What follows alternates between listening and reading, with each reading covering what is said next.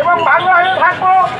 এই প্রতারণা যে কারা করেছে জানি না, তবে নির্বাচন কমিশন হয়তো আমাদের ভাঙ্গার ব্যাপারটা জানে না যে আলগি এবং হামিদি ভাঙ্গায় আসতে 3 মিনিট লাগে, কিন্তু এই সাঁওতাল যাইতে আমাদের সারাদিন লেগে দেবে।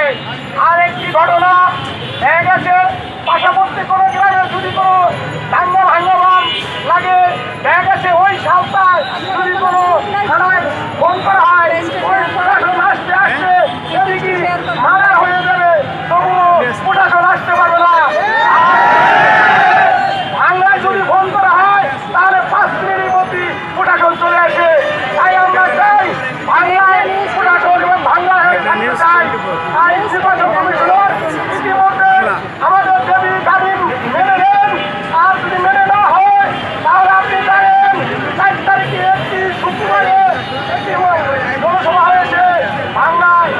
একটি জনসভায় মনে করেন 21টি জেলার গাড়ি মানুষের ক্ষয়ক্ষতি হয়েছে। আমরা 6 ঘন্টা অবরোধ করে রেখেছি, কিন্তু আমরা চাই না যে এই 21টি জেলার মানুষ দুর্ভোগে কষ্ট থাকুক। তাই নির্বাচন কমিশনার ইতিমধ্যে আপনি আমাদের এই দাবি মেনে নেন।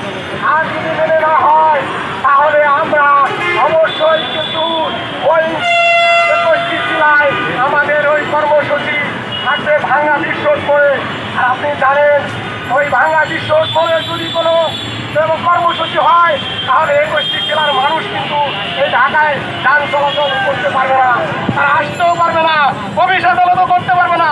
তাহলে কি আপনি এতে চান না মানুষের সমাধান চান? তাই আমি মনে করবো আপনি ইতিমধ্যেই আমাদের দাবি মেনে নেন। নির্বাচন কমিশনের কাছে আমাদের এই কমিটির দল পেয়েছে, তাদের দাবি আপনি মেনে নিয়ে সুস্থভাবে আমাদেরকে সমাধান দেন। এবারে আমার বক্তব্য শেষ করছি। যেহেতু আছে তাহলে একটু ধরেন, আমি তো নেই।